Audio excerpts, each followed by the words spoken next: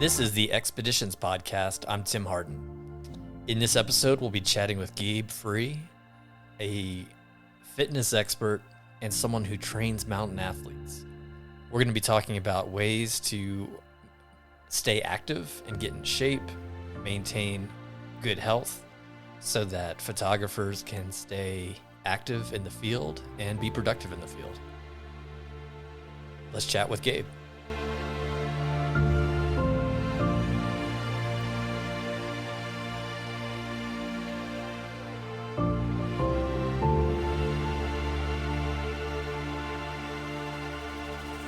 Okay, we're here with Gabe Free of PT Revolution in Truckee, California. Welcome to the Expeditions Podcast. Hey, Tim. Thank you so much for having me on. This is my first podcast, but I'm gonna give it a go here. This is great, and this is technically our first episode after the introduction, and I thought it was appropriate that we start with you rather than a photographer, because I think, in my opinion, at the age of 44, and I had a hip replacement at 35, and after obviously having physical issues, and then someone who's looking at having a healthy, long career of wildlife and adventure travel photography, like the number one thing that should be on my list is not camera knowledge or details about where to find animals or something like that. It should be about how to take care of the most important piece of gear, which is the body. Yeah, no, you're 100% right on that one. And I don't know, it probably sounds a little corny, but yeah, the most important gear on, any trip is obviously, your head to your toe there. It's your old body. And, I can tell you from a lot of personal experience that most people wait till it's too late. They wait till they get hurt, or, they go on a trip and something kind of goes wrong, or they can't make the summit that they're supposed to, XYZ, that then they end up seeking out counsel. So a lot of people do wait till it's kind of a problem before addressing it. So it is, I like the philosophy there. First episode, get in touch with, the most important thing, which is yourself. So yeah, I like that a lot. And it's crazy too, in photography, gear is so expensive, and people will spend an incredible amount of money for a lens that realistically just gets them like 20 steps closer to their subject, or something like that. And so, there's something to be said for actually being able to move around, getting to where you need to be to get the shot. One thing I don't know if I've mentioned to you before is, like, we'll get to it, but your body is ultimately more important than the gear at a certain point during a trip. In my case, especially towards the end, when you're exhausted, when you might be a little bloated and needing stamina and stuff like that. So I'm excited to dive into a range of these topics. Definitely. Yeah. And yeah, it's, people focus on, getting lighter gear, better backpacks, ergonomic, all that good stuff. But ultimately, you got to control the number one thing, which is, your horsepower under the engine there, which is your own fitness. So lifelong pursuit, no matter what you're doing, but, especially if you're really an outdoors enthusiast, cannot overstate, the importance of it. There's a video, maybe it's in the film Meru, I can't remember, where Jimmy Chin, the adventure travel photographer, is talking about like cutting the tags off of clothes and stuff just to save that much little weight. But obviously strength can go a long way too. Yeah, no, absolutely. The details do matter, especially, if you really got to climb to get to your target. I mean, that's obviously huge, but, from everything to the food you're packing, water, all that stuff, all that weight's got to be accounted for, and is something that you can manage in your, build up to a trip, and really just every day you can make strides to get a little bit better at weight management. And I'm not talking about, well, a little bit, I'm talking about your own personal body weight, but also just literally the ability to manage weight on your body, holding the camera, strong shoulders, core, legs, hips, the whole thing. It all matters. I'm excited to get into all this, but before we get into a lot of the details, let's learn a little bit more about you. What's your background and how did you get into being an expert on fitness matters? Yeah, so great question. Let's see, how far back do we go here? So I went to Penn State where I was a kinesiology major. I knew I wanted to get into strength conditioning at kind of the team level. Sorry if you're hearing a dog barking No, outside. it's It's actually awesome. okay, yeah. I'm living it right now. But anyway, yeah, so I went to Penn State. Knew I wanted to be in strength and conditioning, and at first I was in collegiate strength and conditioning, so more kind of team sports, field sports. From everything from football to golf. We actually did have a fly fishing club, but we didn't get to work with them, unfortunately. But anyway, started there. I ended up wanting to kind of get into the private training environment. And ultimately, a big passion of mine has always been skiing. And by always, it basically means since the first time I was able to do that, Who took you? which my father did. We went out to Vail, Colorado. So first ski trip ever was in Vail, which What is not a bad place to be. was there anyone like cool there? Yeah, this guy I know did arrange the whole thing. I think he went to a university nearby. Went by the name of Tim Harden. Yes. An Cool. epic snowboarder at the time, and soon to be podcast host and photographer. Yeah. Um, We're brothers for those who are wondering what's going on right now. you just gave away the punchline there, Oh, but yes, that is true. But yeah, that's right. So my brother was out there. I believe a cousin was involved as well. But yeah, so went out to Vail, had a great time, and basically from age like 10 to 24, I was trying to figure out how to ski as much as possible, but I had my own sports and stuff going on and wasn't really able to pursue it at the time. But um, kind of mid 20s, while I was working as a trainer, I decided to make my way out west. And after a couple stints in the Bay and different parts of Lake Tahoe, I now find myself in Truckee, where I'm working with all kinds of professional skiers, snowboarders, distance runners, climbers, mountain bikers. I mean, you name it. Really, mountain sports is kind of my niche now as far as kind of the training realm goes. So, kind of went away from the team strength conditioning realm and now find myself working with individual mountain athletes and have been here for about 6 years doing that. So, it's been great. And yeah, I've just got to work with so many cool athletes that are, doing stuff all over the world, with huge followings and jamming YouTube channels and the whole thing. So, yeah, at the physical therapy clinic, we really kind of take athletes to really wherever they're at, if they're coming in injured or if they're just coming in for performance. But ideally, we're kind of meeting them wherever they are on that spectrum. Being injured doesn't mean you can't train, obviously, depending on the severity. But, really our philosophy is, working around that. And that, rehab is just kind of training in the presence of an injury. Doesn't mean you can't train. And it's just such an important thing for these athletes. Obviously, their body really is their resume, their career, all that stuff. So they have to be in tip top shape to do the mountain biking that they need to, being able to, throw double backflips and know that if they, beef the landing a little bit, they're going to be able to walk away from that, all that stuff. And, including just the ability to, get people through trips. We work with a lot of people of all different ages who are, just looking to, hey, I'm going backpacking in the Dolomites or something, and they need, get ready for that.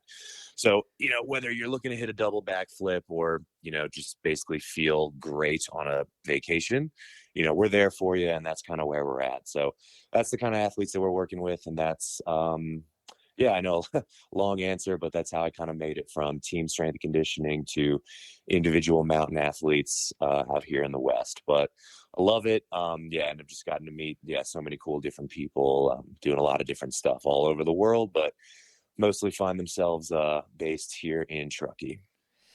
yeah, and I think that background was really important because it's is like photography is not, it's not an impact sport, but I saw I didn't read the full caption, but I saw a picture posted of Paul Nicklin recently, the photographer, and he's, I mean, he's in his 50s and he's posted something from a hospital room. I guess he was having surgery or something. There are photography injuries. A lot of it is because there's a wide range of ages participating. My photography mentor, Brian Gregson, he was a professional snowboarder. And, when his time ran out there, photography became a passion for him. It's another way to, stay in the mountains and be involved in the ski snowboard life. Another guy, Sean, a friend of mine, Sean, same thing, was big into like the snow sports, but became a filmmaker when his snow sports time's up. So, but regardless, less impact sports like hiking are physically demanding and often require management of some kind, I'm sure. In my office, I have a lot of photos framed or prints framed of things that inspire me. And one of them is a photo that I grew to love from Jimmy Chin of Conrad Anker climbing in Antarctica in 2017. And Hmm. one of the reasons I didn't like it at first was you can see it looks like, well, there is a rope, so someone did climb ahead of Conrad Anker, but um, he there's a trail of footprints leading to Conrad Anker because of the person who went up first. But I grew to like the photo despite the footsteps that I wish weren't there, but have to be, because I realized that those footsteps are probably at least one pair of the footsteps are Jimmy Chin's, which meant in Antarctica at the summit of this mountain, he had to endure those extra steps to be able to take that photo. And so it reminds me, I always want to be able to take those extra steps. And when I did an interview with my mentor, Brian, years ago, I asked him about like why he was growing food and stuff like that. And he said, a lot of times that shot comes down to the extra steps. And in my experience, I've had that when it's like, man, do I want to walk over there? And then you do, and it's a game changer, or you just like get a little lower or dig a little spot in the snow, like the littlest things. But when you're at altitude or you're exhausted or whatever, you kind of like don't want to do sometimes, or you're achy or tired. It's the end of the trip. I remember being in Belize once and carrying a little bit more body fat than I wanted to, and getting the better shots during one part of the day meant like getting your camera really, really low to the water, or laying on your stomach on the boat, or in like a squatted position where your belly's in the way, and it actually makes a difference. And so, just like someone would spend $3,000 on a lens that gets you 10 steps closer. Imagine those 10 steps plus the lens. Or, this obsession in photography gear with weight. I shoot Sony, and Sony has like crushed it with weight, where people are so focused on the slightest weight differences because it makes such a difference when you're traveling or carrying a heavy pack around. Um, you know, the starting point ought to be the body. And so let's get into several issues. um, and before that, actually, like, what was it? Skiing that took you to Truckee, California? Yeah, it was. I just wanted to live in a place where I could ski as much as possible and not have, the any deterrent of, oh, I have to drive, 3 hours, I have to hop on a flight, whatever, I have to plan it, make it a whole thing. I just wanted to be able to, yeah, get there as soon as possible. And yeah, I was lucky enough to visit here probably 2 years before I moved here. And I just, not too special of a story, but fell in love with it, thought it was the coolest place ever, and was like, yeah, this is the one. Had always loved the mountains, but this town is just special. And I love the summer dynamic as well. You can get out in the lake, get out there and swim. And it's just a great dual season spot. Yeah, so plenty of positive endorsements for Tahoe from your boy right here. it is a great place. So come on and check it out. Anyone listening, if you haven't been. And if you get injured, That's right. PT Gabe's Revolution.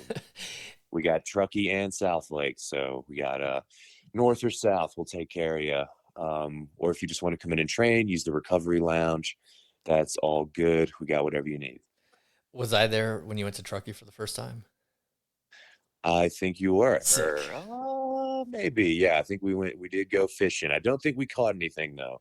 Hey, Um, that but hey, the latter is not necessarily the that's right. But you know what? Yeah, I was physically ready for the hiking that we did. So that's our topic. awesome. Truckee, in my opinion, is one of those epicenters in the United States for mountain athletes. And most people think ski and snowboard, snow sports, but there's mountain biking and trail running and so many other things. Um, and so, I'm one of these people who has a history of like not addressing foundational needs and then needing massage and then, getting hurt, not injured, but like, having a pelvic tilt and then walking weird for a few days and then being in a lot of aches and pains. And I've been working pretty hard for a little over a year to change that and just have a better foundation. Um, is there something common among all people, anyone who's listening, about what that foundational work should be and things that everybody should be doing to have a long, healthy, productive, in some cases, active life in outdoor settings? Yeah, absolutely. And it's kind of a sort of a loaded question of it's you can't quite say like, oh, what's the one thing everyone should do? Like I think there's kind of an over obsession in this country in particular, and really, I mean, kind of the world, but basically training's hard. And especially in America, like everybody's out here putting in like 60-hour work weeks. Like it's just kind of the nature of the beast at this time. And it's like, oh, when do I find time? And what's the one thing, because everybody wants to be kind of efficient, because people just don't have a lot of free time to train and don't necessarily make it a priority as well. So it's about if I had to kind of boil it down to just a few basic bullet points, it would be strength training like anywhere from 2 to 4 times a week is great. 2 is fine. Like I think people think oh, I have a big trip coming up in a couple months, I need to go just totally full tilt and do a class or something, 9 days a week, I have to be in the gym, and just absolutely try to kill themselves in the lead up to something. But that is more likely to kind of create sort of an injury kind of leading up to it. Like if you just try to go from 0 to 100 like that, and especially you talk about like January, everybody wants to get in shape after Christmas and stuff like that, so they just go crazy for January. They do some fad diet, they go vegan for a bit or keto, whatever, and just join a gym and do something new, and then they crush themselves for a month and then forget about it. But what's way better than training really hard for like 1 month out of the year is just training like at like kind of a 70% capacity forever. And it's not that you have to go in there and think, oh, every gym session I have to kill myself, I have to really push myself on this hike so that this trip's coming up is going to feel easy or something like that. If you can just kind of make small steps consistently over time, that's going to be the best thing for your body ultimately, no matter what. So back to those bullet points again, 2 sessions a week in the gym is great. Trying to get stronger, training your legs, obviously your upper body, your core, get the whole thing in there. Push weight, pull weight, squat, hinge, just hit the basic movements. You don't have to overcomplicate it with anything too fancy. Push-ups are still the best thing out there. Nothing wrong with jumping jacks. Like get old school with it. if you can hire a trainer or anything like that, that's amazing, but not everybody can. Obviously, that's a cost as well. But, focus on the basic movements. There's nothing wrong with 3 sets of 10, classic rep schemes, don't overthink it. And God, I mean, today, get on ChatGPT, man, and just, I know it's kind of not the best for the environment. Maybe we don't want to go that route, but you can get on ChatGPT and say, hey, I've got 3 hours to train this week. Can you give me a good strength program? And as a trainer, I'm telling you, it's not going to be the best thing ever, but it's fine. It'll get you there, and give you at least a starting point to go in there and mess around and move the needle a little bit. Again, I think most people kind of overcomplicate it, or think that they need to develop 20 hours a week to actually get somewhere, and you definitely don't. So again, like two, 3, 4 strength sessions a week is great. If you can push yourself aerobically for about 2 hours total in the span of a week, so if that's like a couple jogs you're going on, or just long walks in the mountains, if you can get on an incline, if you can put on a weight vest and go for a walk, that's great too. That'll get your shoulders a little bit more accustomed to carrying a pack, which does make a difference. um, and obviously eating right. We could talk about the details of that forever, but making sure you're getting enough protein, staying hydrated, those would be the biggest boxes to check. Again, so like 2 to 3, 4 strength sessions a week, trying to get stronger, moving weight that does maybe scare you a little bit sometimes, something that actually does, like, you pick it up and you're like, oh shit, this is actually pretty heavy. That's kind of where you should be at. Also, when you're pushing yourself self aerobically, sometimes you should be able to kind of maintain a conversation, kind of getting in that consistent, sustained, like zone 2 of your heart rate training, where you can maintain a conversation, but it's a bit of a struggle. And also to the point where, saying like 2 to 3 words is like the max, where you truly are like out of breath, hill sprints, running around the track, jogging at a bit of a brisker pace, all is going to make a huge, huge difference. But again, it doesn't have to be full tilt, kill yourself for like 2 weeks leading up to a trip. Just doing these things consistently, if you can manage even like 4 to 5 weeks out of your entire week, you can make a big, big difference for your body physiologically that will just give you resilience going up to a trip. Depending on the kind of intensity of your trip, there is a lot of logic to building up your strength and endurance before that, because when you're on these trips, especially if you're in the backcountry for several days, hiking, climbing, all that good stuff, you're going to lose muscle on that trip. You're going to like lose strength. But the point is to kind of build yourself up before that. So let's say just kind of using a number from 1 to 10, you build yourself up to like a 9. You can pretty much guarantee that after that trip, your body's going to be like a 6. Your sleep's going to be weird. You're sleeping intense. You're hiking all day. You're probably not going to be able to eat enough protein and carbs, just based on the nature of the beast of having to pack everything. It's going to like just ultimately break your body down. So the point of training all the time in your life is to build yourself up so that you're kind of at this consistent 8, 9, 10, out of 10, like readiness. So that when you go on these trips and you expect that breakdown back to a 4, 5, 6, that you're not starting at a 6 and then breaking yourself down to a 2, 3, 4. Again, kind of using just arbitrary numbers here, but again, the point is that, on these trips, in these high intensity endurance activities, there's going to be breakdown. So the point is to always kind of be building yourself so that when you get to that breakdown, you're not completely destroyed. You're not like limping your way back to the car and immediately going from these trips to, immediately seeking a physical therapist or a masseuse, as you mentioned earlier, or chiro, whatever.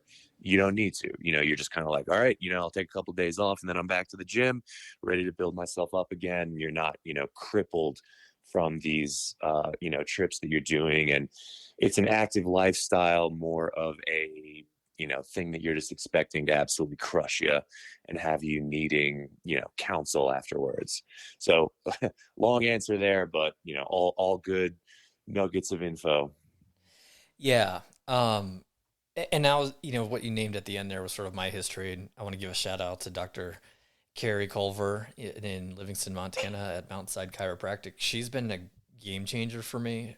She's a chiropractor, but I would say most of the work we do is really muscle and physical therapy related. Um, Up until like April of last year, I would try to do anything and then sort of come home limping because of not using the right muscles and compensating and doing all the wrong things, not having muscles properly developed after their hip replacement, and so forth. And like you lose so much photography time, so much enjoyment in the outdoors, and then you lose the ability to like maintain exercise, and that cycle of things is the worst. And it kept me out of the field a lot, or it kept me like pretty limited in the field, where the idea of hiking a little bit farther to find animals or something like that seemed like a nightmare. Or if I was traveling and sitting a lot, you know, suddenly laying in the bed in a hotel sounded more desirable than like feeling worse. So it sounds like what someone needs foundationally then is that consistency, which people would not get if they were doing what I had previously been doing. They need to start, they need to be active. And so, I was just in Maryland for 10 days or something. I don't remember how many days, 8. Anyway, that's not important. And now I'm back home and like I'm overwhelmed with like unpacking and all the stuff I have to do. And now all of a sudden I was going to work out yesterday, but now I'm about to drive to the other side of the state and then go into Idaho over the next 48 hours. I thought like maybe I'll stop at the gym on the way or like do a quick like dumbbell workout at home. But then I was like, alternatively, I could go to the gym on Tuesday. It's Saturday right now. Go on Tuesday and get a complete workout when my day is more open. You'd say, don't worry about like going hard and getting that complete, like didn't miss, a set workout and instead just focus on like maintaining a certain level of routine with activity. Yeah, yeah, definitely. Yeah, and to your point, I do think most people definitely think that way. Like I would, they think, okay, I'm in a hotel, the gym here's no good, whatever. I'm just gonna wait till I get home and then, put in 6 days a week, next week or something like that. Your body, especially, I mean, most physiology, the way it works is it's really all just governed by homeostasis, which, if we all remember like eighth grade biology or whatever, it basically just means balance. But if you kind of consistently put your body in this, muscular stressed state, i.e., training of any kind, then that's where it understands its homeostasis. Like that's where its balance is, because that's where you're consistently putting it. So and likewise, if you don't, then your body sort of shuts down those mechanisms. So, unfortunately, we can't just like think our way into fitness or to say like, oh, my body understands that being fit is good, so it's naturally just going to like do these mechanisms. And that's obviously not true. Like you have to force your body into this new state of being, essentially, which is only done through really consistency. Um, there's a good, I don't know, phrase I typically say with clients who want to kind of crush themselves in a given week for any reason, but it's that today won't make you, but it can break you. The point of that being that overtraining on one session doesn't do anything to move the needle except potentially hurt you. Whereas consistent training will actually make the difference. One session, one good week, one bad week doesn't really change anything. It's about consistency over time. So, back to what you said earlier about, not having enough time, things like that. There's plenty of research to show that even just 1 to 2 sets of any exercise taken to, the point of like muscular failure, so the point where, you can't do another rep for that given set, that can actually move the needle on hypertrophy, which is muscle growth. So, real life example of that, if you are short on time, if you drop down, hit as many push-ups as you can do in one set, let's say it's 10, stand up, rest for like 1 or 2 minutes, do it again. Maybe you get like 9 or 10 again. And that's like kind of the 10th rep being, either not being able to finish the rep, or, you get to the top and you're absolutely smoked. That's technically enough. I mean, there's, again, research to show that that is a good mechanism to actually stimulate some hypertrophy.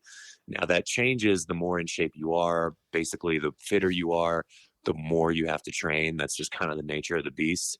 But again, just to kind of maintain these basic levels, if the most push-ups you can do to that point of fatigue is like 50, then do that. Do your 50 push-ups, rest, next set, whatever, get another set to failure. Again, there is a lot of research to show that that is technically moving the needle a bit. So yeah, to what you said, it doesn't necessarily have to be a 2-hour gym session every time, but consistency of, just giving your muscles something to do, something to think about, just stressing them out a little bit is going to help a lot more than nothing always. Yeah, for sure. And I guess that gets just your muscles. I don't know anything about this, but it gets your muscles more active and used to being like awakened. I don't know. But I asked that because like one of the things I've gotten in the work that I'm doing here is like if I do these like easy as can be, like while you're making a cup of coffee, leg and glute exercises that like don't really cause any type of muscular stress that I can really feel. If I then go for a walk, I feel great after 3 miles versus if I don't do that little thing that activates those muscles, I'm like coming back limping. And so in general, like is keeping an active routine partially helpful so that you're keeping muscles from rusting? I don't know. Yeah, no, I mean, yeah, you're in the right ballpark for sure. I think there is sort of like, I mean, that the word like activation and like turn on my glutes and stuff. I mean, you hear this like all the time, and that's not exactly how it works. Like your muscles are always on, like there's no like off switch, but basically sometimes your body won't be using them in the greatest kind of ranges of motion, and that can lead to like weird imbalances. And what you're saying, where so you do this like total hip and glute routine and then go walking, like yeah, you've technically gotten things basically just a little fatigued. And I'm trying not to say turned on, but yeah, turned on a little bit. But you're just stimulating them, and they're getting blood flow. Your brain is communicating with those muscles better than they were before, and that all kind of makes a difference. It's obviously, that's why athletes warm up before any competition. It's not necessarily about turning the muscles on, but it is about just getting the blood flow, getting them warmer, which just basically makes them more responsive, and just more functional. You turn your engine on in a car, you let it warm up a little bit, it just gets the oil circulating, and ultimately a little less grind on the engine. And that's not too different than what happens in the human body when you warm up, or when you do I don't know, let's a bunch of glute exercises before you go hiking. You're really just kind of getting the prime movers a little bit more stimulation, and that's just going to give you a more efficient engine, let's say, when you go to do that activity. So yeah, so warming up's obviously important, but to your point, bodies in motion stay in motion. So doing all that good kind of prehab movements before a hike, after a hike is great. Ultimately, it's just more work for your muscles, which is most likely going to be a good thing, as long as it's something you can recover from, adequate sleep, adequate hydration, nutrition, all that good stuff. Then, you pretty much should be training what you can for whatever activity that you're looking to do, whether it's climb, walk, bike, ski, just getting your body ready for it. Yeah, there are times where like my focus on having like a complete workout or whatever keeps me from doing anything. And so like I bet you if I settled more at the gym and on walks, um, I'd walk like another 200 miles a year and get like another 100 lifts in, but it's like, oh no, I'm not going to do half my lift. But you end up doing more when you do it anyway, so it's just better to like stay consistent and get two okay workouts in, or muscle days, than one giant one. It's like a European vehicle. You just got to you can't let it sit. Yeah. Or if you do, when Um, you turn it on, it'll blow into 1,000 pieces. yeah, that's 100% accurate. Yeah. That is physiology, muscle physiology summed up right there. But yeah, I mean, a friend of mine who's does some online coaching too. She's great. But there's some January challenge thing or whatever. It's called like 75 hard. Yeah. And I guess you just like kill yourself for 75 days and like don't eat or something. I don't know what the hell it is, but yeah, I thought she just had a really good post about it. But she said, what's better than 75 hard is 365 average. Good. And basically kind of just highlighting what I said earlier, that, killing yourself for a month doesn't do anything, but being, 60-70% of your best for the entire year will absolutely destroy. And I like what you said earlier about how that gets you an extra 200 miles, it gets you an extra 100 workouts or whatever. But that's exactly right. Like, think about the entire year of it. Like, look at the whole, let's call it, like, if that's our kind of, biggest unit that we want to look at, we could of course call it your entire life, but that's a bit, of a large scope. But let's just say for the whole year, it's like, yeah, okay, so I was traveling this for 20 weeks out of the year for photography or whatever, and in that time, every time I go to a hotel, I do 300 push-ups or something. Like, that's my rule. And compare that to the person who doesn't do that stuff and it's just like, I'm going to wait till I get home, get to my gym, work out, and do the workout that I know is the best workout or whatever.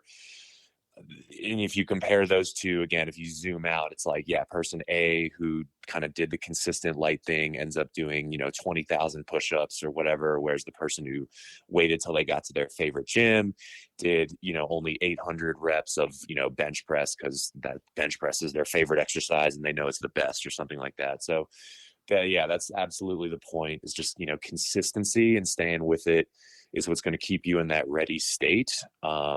And that's what you need out there. It's not that you have to be killing yourself every single session or waiting for that perfect 3-hour time frame where you can get the best workout and do the sauna and do the whole thing. Like, when you have that time, that's great and you should take advantage of that. But again, way more important to manage the times that you can't get a great workout, because back to the American grind of our 60-hour work weeks and everything sucks and everything's hard.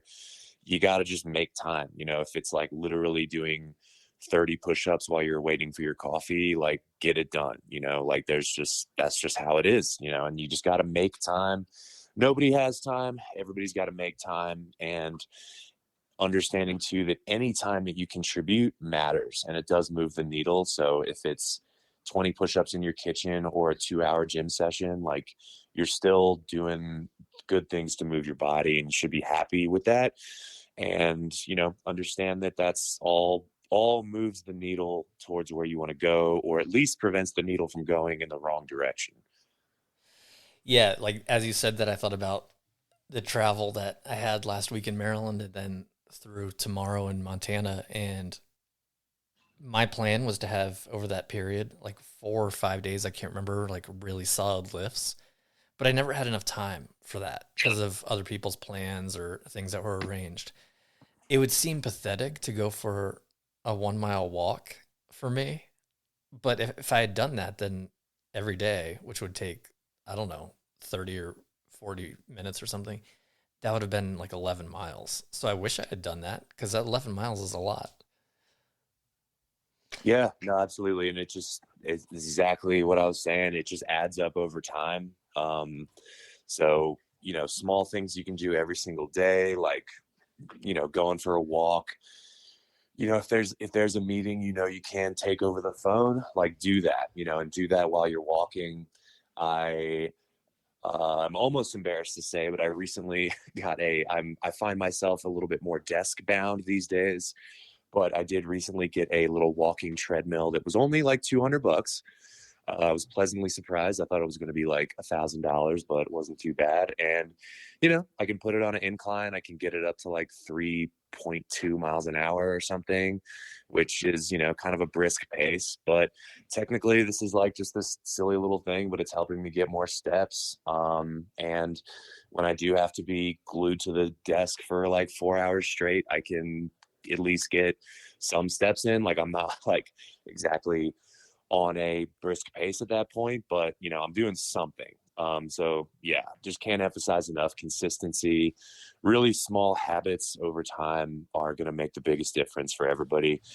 And it's not like if you were, wanted to turn on this podcast and hear like the big secret of, yeah, like this exact routine is going to be perfect, then, you're going to be disappointed because that's not really a thing. But think I kind of hinted at this earlier, like everybody wants that one perfect thing that's going to like make a difference for them, and it really doesn't exist. It's just, the answer is just finding time when you can be consistent and just do something to move that needle. And whether it's push-ups or a really expensive Pilates session or whatever, just like whatever you're doing, just got to do something, and you got to stay consistent. And when you can't have your perfect workout, bust out some push-ups, find a jump rope, something cheap you can travel with, a little band, whatever, have a routine and just do it. It doesn't have to be perfect, but if you feel a little burn in your muscles, if you feel like you're pushing yourself to a point of fatigue, then you are moving the needle. Even if it's just doing a plank till you can't anymore, doing that like 5 times, great core workout. Don't overthink it. Like I said, get on ChatGPT, find some AI crap, but it'll be fine. It's great. Like that's all good stuff. And it's helping. So yeah, all of it is good. Everything counts. Awesome. So, uh, as far as getting into shape, like generally speaking, in this space, a lot of people, and by the way, like one frustrating thing for all parties, including people in your line of work, where you recognize that things are pretty simple in some cases and specialized in other cases. Like, you know how it goes. Like, everyone tries to complicate things. I remember this guy I knew who lost like hundreds of pounds, and I was like, "Hey, how did you do?" Or he said that people always ask him, "How did you do that?" And he's like, "Move more, eat less," which I know is not the full story, but also like that's kind of No, it is. yeah. Yeah, that's the thing. That's it. Just like put the fork down. Yeah. Like that. It works. And then I dropped like 30 or 40 pounds, and people were like, "How did you do that?" And I was like, move more, eat less. There's everyone always wants a shorter, like a shortcut. And what it requires is pretty simple anyway, even if it's just not having that extra serving or whatever. Um, but similarly, when I have asked you more than once, like, okay, wildlife photographers, adventure travel photographers need to carry like perhaps a 30-pound backpack and walk long distances all day. What should I do? You're like, put on weight and walk. And I, Yeah. do you have any other ideas? No, I'm just kidding. It's so obvious. Like, of course, that's what I need to do. So let's just pretend. Well, hopefully it's not pretend, but it's July 20th, and I am hoping to go to Iceland for a shoot on August 20th. And it's going to be like, hilly terrain, a little mountainous, no flat surfaces, carrying my pack all day. What should I or someone in a situation like mine be doing between now? And I know it's going to vary from person to person, but generally speaking, what do we do when we've got a trip coming up in 4 weeks? Yeah, for sure. So you got 4 week time frame. Yeah. So gotcha. So, in a 4 week time frame, physiologically, that's a pretty narrow window to like change a lot of in terms of like strength in particular. But we're talking about a 30-pound pack. It's not the heaviest thing in the world, but what your body does need to get used to is that load consistently. And certainly just kind of what I said earlier, 2 to 3 strength sessions a week is great, but ultimately not trying to kill yourself. Like, kind of recall what I just said, that in a 4-week time frame is not really a time frame to realistically get stronger, but you can get some good movements into your joints and basically kind of get them ready for just the consistency of that impact. So I mean, in a 4-week time frame, your biggest needle that you can move is going to be that aerobic fitness. And you might not like this, but it's going to be going for walks, even like light jogs. But if we're talking, like, let's say, I don't know, maybe like 8 to 12 miles a day, it's not like you have to do 8 to 12 miles a day getting ready for that. But I would say, between like 5 to 7 would be awesome. Even if you can get like a consistent 1 hour of, straight walking, if you can throw on that weight vest, that's awesome. If you can get into the hills, that's great too. But ultimately, you just got to get your body used to the kind of endurance and distance that's going to need to be ready for in that time. And, if you can throw on the weight vest, or even just throw on your photography backpack and throw plate weight in there, that'd be good.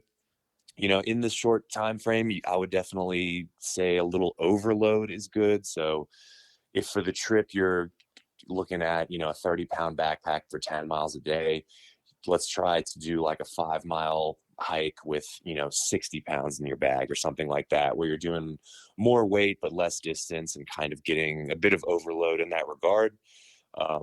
So that, when you are on the actual journey, it just kind of that's sort of just a mental resilience thing. But you're like, oh, this isn't heavy, this is nothing, because you're used to the 60-pound bag. Stuff like that does something you can kind of change and build in a shorter time frame, and can make a big difference. But yeah, again, it's like, it's like if you're trying to go from 0 to whatever speed you need to get to for this trip, then I would, my advice would be to just take it easy, do the walking, get as much endurance in as you can. But if you are that person that is kind of consistently training all year, and you do want to get a little bit more specificity in your training for this trip, then that's when I'm thinking the overload of that bag, where you're going 60 pounds or 80 pounds, whatever, on the weight vest, doing shorter distance. Maybe you're even doing like a Stairmaster, something where you're really able to get that kind of incline in. Or obviously, if you got a treadmill, you can pop it up to 15% incline. That's great too. Where there's a little more specificity to it. And that overload of the heavier bag, maybe even you're pushing the pace on those walks, going like 3.2, 3.5 miles an hour, something like that. Tempos are great, where you're doing maybe a minute at a harder pace and then 2 minutes at a slower pace, just to kind of push different just intervals, basically, for your lungs, getting used to different types of just heart rate zones that potentially you would have to be used to on that climb. If there's any I don't know, any pitches that are just a bit more aggressive on the incline, like, you want to make sure you're ready for that. You don't want to be like dying when you get to the top of this pitch, especially, we're talking about photography. I mean, I know everyone's got tripods and stuff like that, but you don't want your arms to be like shaking because you're so out of breath. Or if you can't focus, or God, I mean, I don't know, if you're fogging up the lens because you're breathing on it so much. Like, little things like that do kind of matter. And pushing that aerobic capacity in the lead up to a dominantly aerobic activity is going to be a good thing. Kind of principle in strength conditioning that I think is like so often overlooked, which is, it's kind of crazy because I think it's like just the most simple thing, but it's called the SAID principle. It just stands for specific adaptations to imposed demands. And it basically just means you get good at what you practice. And if you're practicing, super heavy deadlifts, like, that's awesome. Like, that's really good for you. But is that necessarily going to make a huge difference on a 30-mile expedition with weight on your back? Like, yeah, a little bit, but like, really, to get ready for that, you should be doing that thing, you know, and it's kind of, it's just so overlooked. It's like, oh, I want to get stronger at biking. So, excuse me. So I want to do really heavy squats. And that's correct. But at some point in the gym or just in your training, you do have to do like cycling. Like, you know, you do have to do the thing that you are training for. So, you know, think about that as well for, you know, anybody listening. Like when you're training for a thing, whether it's like, if you know there's going to be like vertical climbing involved, then like get to a rock climbing gym and you got to do that. If you know it's going to be mostly walking on hills, then like hills are going to be your thing. So, you know, training specifically for the thing you're doing is really, really important, especially in like a 4-week time frame that you mentioned, because that's when you really got to kind of dial it in, you know, on that specificity. The the last topic I want to talk about is how to handle the trip itself. Like everything gets thrown off. For some people, it might mean going from sea level to 5,000 feet, um, or hydration issues in humid areas or at altitude, fatigue. Like there's nothing like the energy someone has on the first day of a trip. Mm-hmm. And then on you take like a gazillion photos, and then on day 4 you've got like 20 photos because you're exhausted. I had a day once where I tried to show somebody that I had no problem carrying like 40 pounds around all day because I was like physically prepared for it. But then the next day I was tired and didn't want to do it. Um, it and then there's the fact that you lose control of like your diet.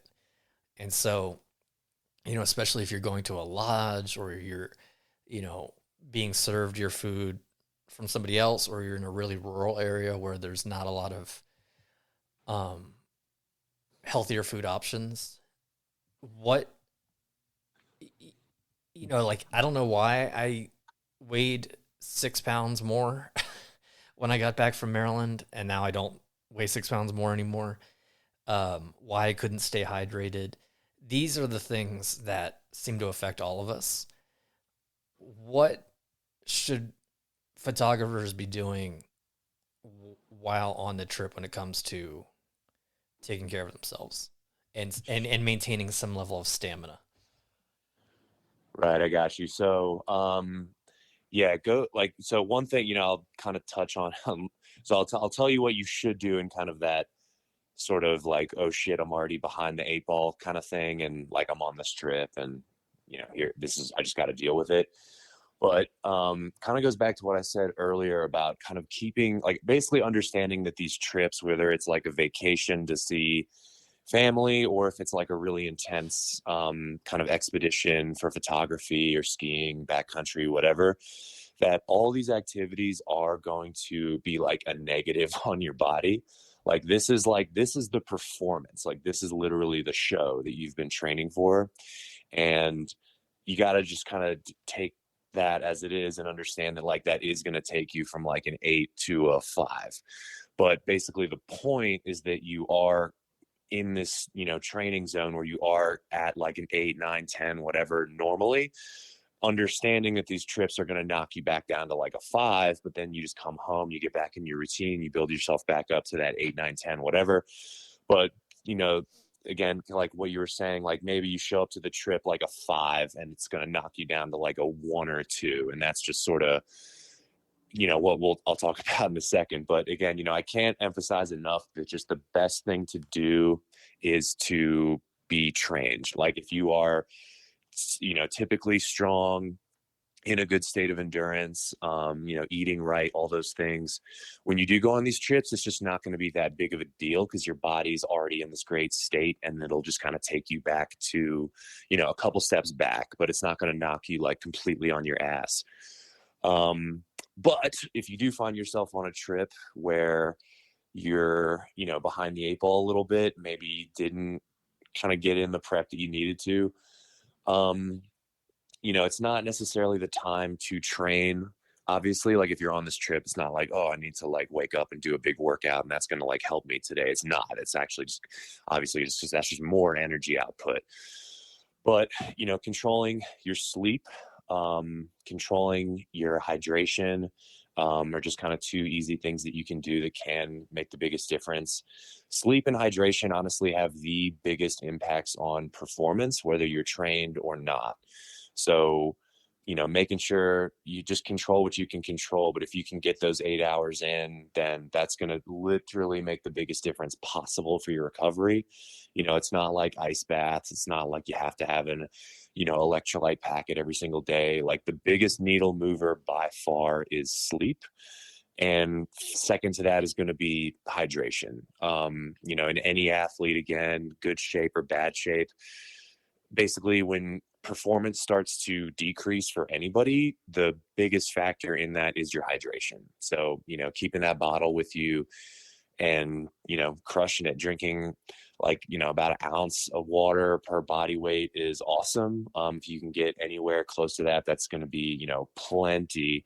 I think, about half an ounce of water per body weight is good for, basically our day to day. That's kind of just like a general recommendation. But if you can get, if we're talking about a trip where you're, breathing hard all day, hiking all day, then the hydration's got to step up too. So water and sleep, really the two best things you can do.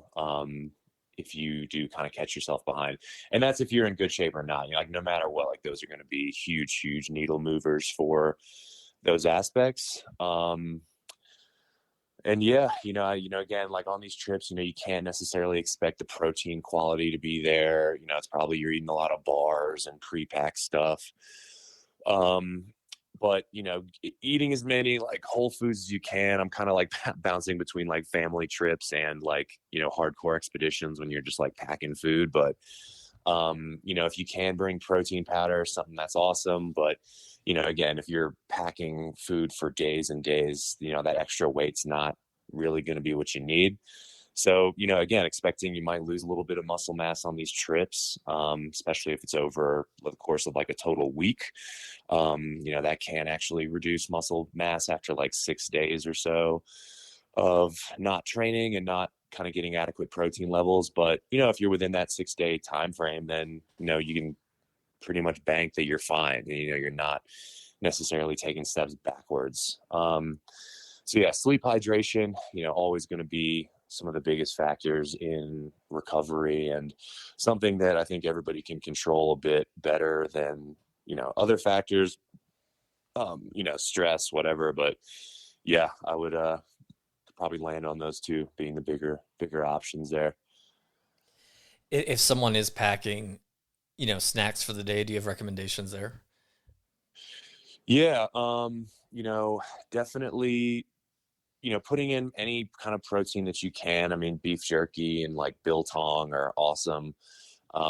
If you haven't had biltong, I'd recommend it to anybody out there. It's like the South African version of beef jerky, but basically it's air dried instead of cured.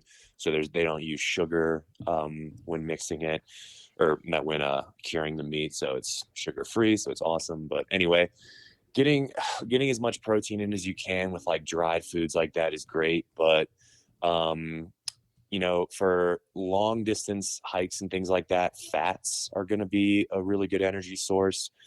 Fats tend to be what your body uses a little bit more at kind of lower intensities. So, AKA like walking and hiking. Whereas like sprinting and weightlifting, you're going to rely on your carbs a little bit more. So, again, thinking about these kind of longer endurance activities, fats are going to be a primary energy source. So therefore eating fats is going to be a good way to kind of sustain that fuel. So nuts are awesome. Nuts are really high calorie and don't weigh very much. Bag of almonds, bag of cashews, whatever, trail mix, are fantastic. I think trail mix became a snack kind of recently-ish, or not, I mean, over the past like 30 years in America. But they're really, I would not snack on trail mix. It's like very high calorie for a reason. It's full of sugar and fat to basically keep your blood sugar up while you're literally on a trail. So it's not like the best thing to just kind of snack on. It's just really high calorie. But on that note, it is perfect for hiking because it doesn't weigh a lot. and you can get a lot of calories in a low amount of space and a low amount of weight. So those are really like your factors there. With that, bars are fine. If you can pre-make any sort of oat bar on your own, oats are going to be a really good source too. Oats are really, really lightweight, and also really high in calories too. So those are going to be your factors there. But honestly, yeah, I'd say trail mix. Sounds cliche, but it is the number one trail food. There's even a little bit of protein in those nuts.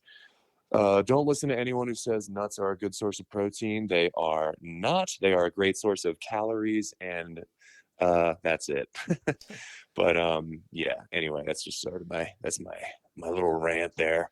Anyone who says peanut butter is a good protein source needs to be removed from the conversation. But yeah. Anyway, that's my thoughts on the subject. That's phenomenal. And that gets, I mean, this gets us from before the trip to in the trip. And then, after the trip, do you have any recommendations for what people should do as they're getting back home, likely after, being on a plane or traveling distances? How do you recommend people get back to a speed that they're more pleased with? Yeah, kind of what I said earlier. I mean, bodies in motion stay in motion, but if you're really feeling sore after a trip, even after sitting on a plane, you're not really going to cure that with more sitting. Like more resting is not really the answer.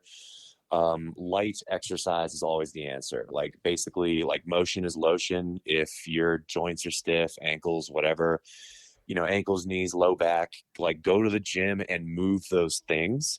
And I guarantee you're going to feel 100 times better after that than you would just by, watching TV or something and thinking, oh, I need rest.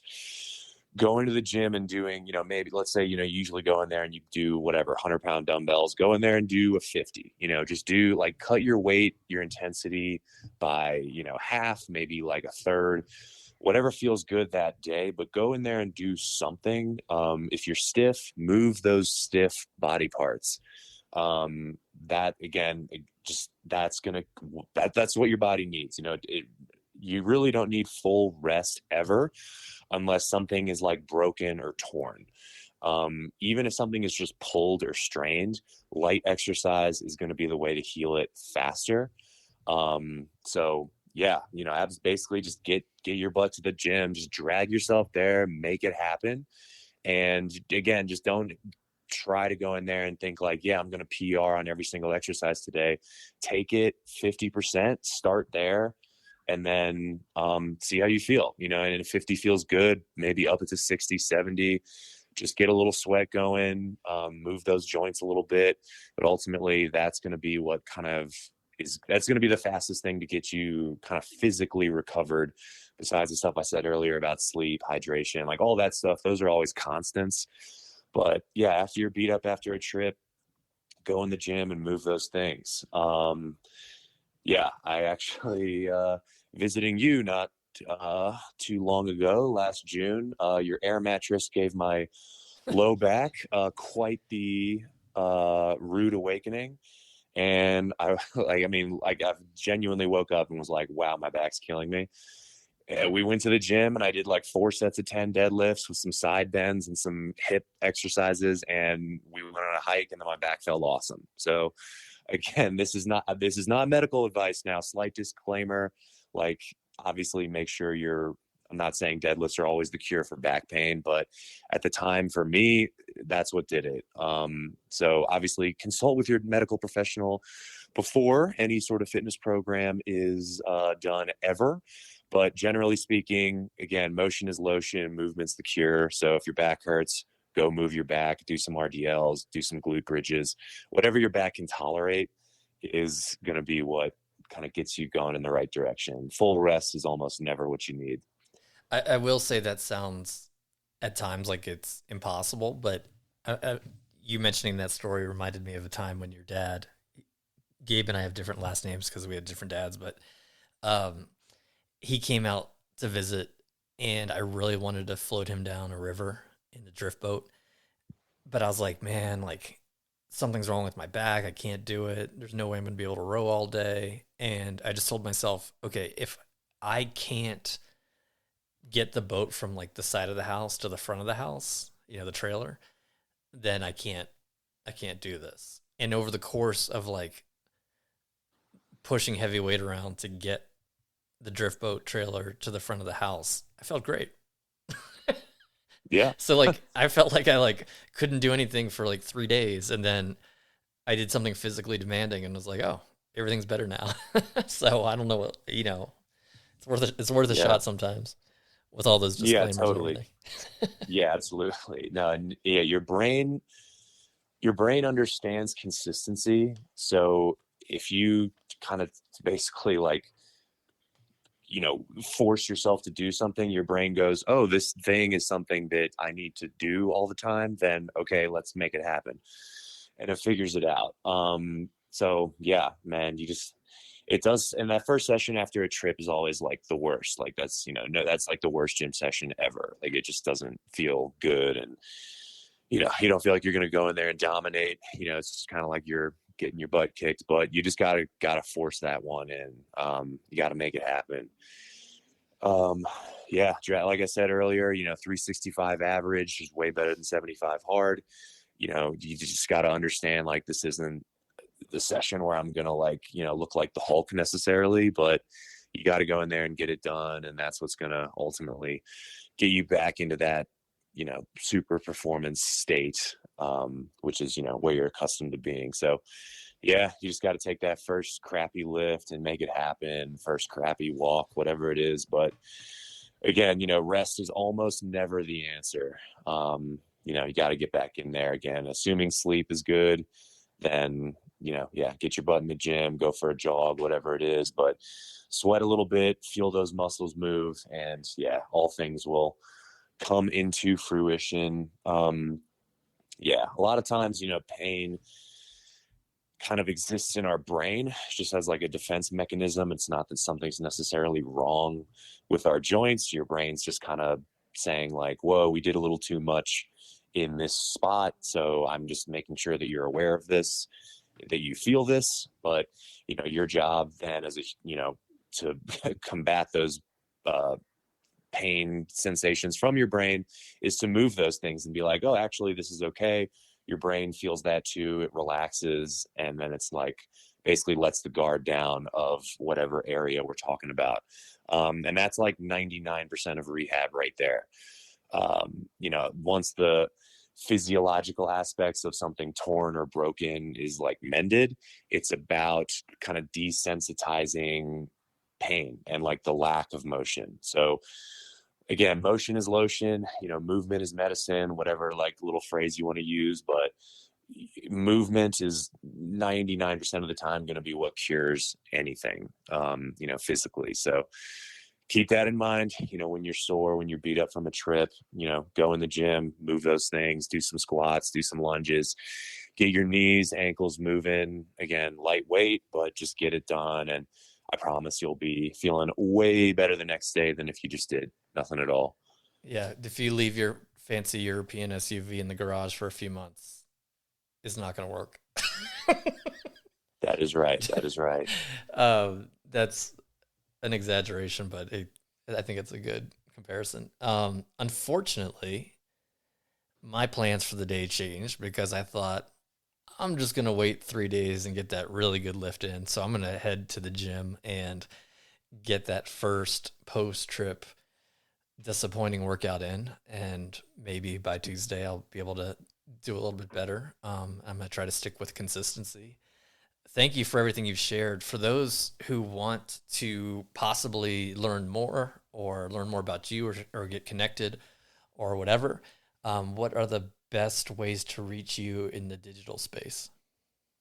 Yeah, I've got a Instagram I post on like once every 3 months, but I'm there. But I do check it, so you can message me anytime. No, and I do have the old link in bio where you can book a call, sign up and train with me anytime, any place in the world. I do online training as well as in person. But yeah, you can check me out on Instagram at coach_G free. That's G as in Gabe, free as in the word. Coach_G free. Yeah, that's your boy. And yeah, I promise I'll be posting more though. I will become an active influencer one of these days because I don't know, man. I tell you, you know, one thing I can say, even about I work with, some of the most elite, like mountain athletes in the world, like truly. And it's, I'm really honored and privileged to do that. But it's funny, I've learned that, kind of just, living in a mountain town now versus being in East Coast and like a real, team sports heavy environment, football, basketball, lacrosse, kind of the, golf, whatever, like, there's this really with mountain sports there's not a great foundation of training just like inherently in anything. It's like you're not really getting it in school or like PE whatever. So so many athletes that I work with now are like incredibly impressive at their sport and at performance, but in the gym they have like an absolute like 1 out of 10 level. Like it's just so funny. So but to that point, it kind of leads to a lot of these overuse injuries and things like that, especially when they get older, when they get into their 20s, their 30s. They start to break down a little bit because they haven't had like a good foundation of strength conditioning. So, if that sounds like you, think about getting in the gym. It does not hurt to be good at the basics.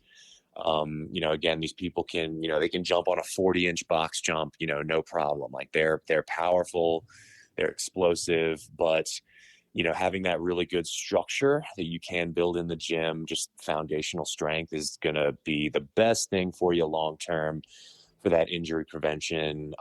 If you get in a big crash, from everything from like an avalanche to, falling off your bike, like you're just going to be more resilient to those injuries, especially as you get older. So anybody out there, whether, from the most elite to the most novice athlete, you just got to get in the gym and do something, squats, push-ups, pull-ups, rows, deadlifts. There, every single person in the world should be doing those from age whatever, I don't know, 3 to 93. Everybody's in bounds for that stuff. Whatever level you're at, do it. That sounds great. And while you were saying that, I looked down at my foot because I was, or below the desk because I was like, "What's that thing on the floor?" It was a chocolate chip, and so I picked up the chocolate chip. I didn't eat it, but on that note, it's a sign I think to just get out there and get active, Yes. change some habits. Yep. Well, Yep. Yep. thanks for coming on. This was great, and yeah, follow Gabe on social media and see what some of what he's doing. He also offers some advice and stuff like that sometimes, and hopefully we'll have you on again. Thanks, Gabe. Yeah, well, it was a pleasure to be here. Thanks for having me. And yeah, follow me on the things. DM me anytime. Happy to help out. And yeah, I'm all about I don't know, I think movements for everybody, like I just mentioned. So any age, any level, everybody's got the right to just have a high performance body. And, whatever that means for you, whatever your activity is, you should be training, you should be strong. Yeah, and it's gonna resonate to a million things other than your activity. It's gonna be great for your mental health, stress, sleep, your relationships, you name it. So there's literally no downsides. Go to the gym, go for a hike, do something. Doing it right now. Thanks so much. Boom.